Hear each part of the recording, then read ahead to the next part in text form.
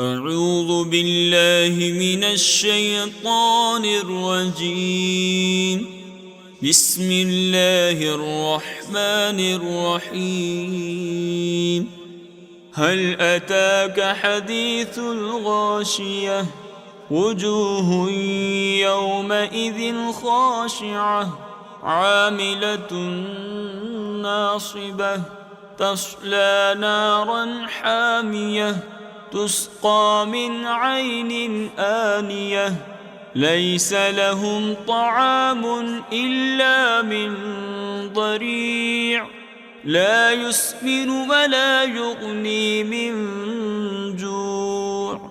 وجوه يومئذ ناعمة لسعيها راضية في جنة عالية لا تسمع فيها لاغية فيها عين جارية فيها سرر مرفوعة وأكواب موضوعة ونمارق مصفوفة وزرابي مبثوثة أفلا ينظرون إلى الإبل كيف خلقت وإلى السماء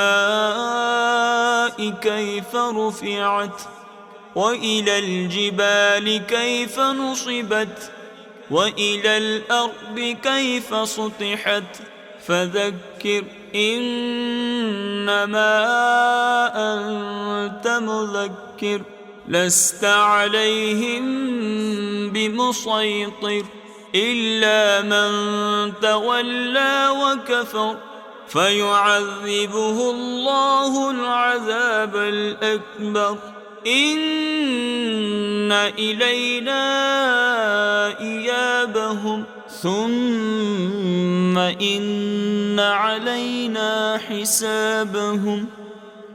صدق الله العظيم.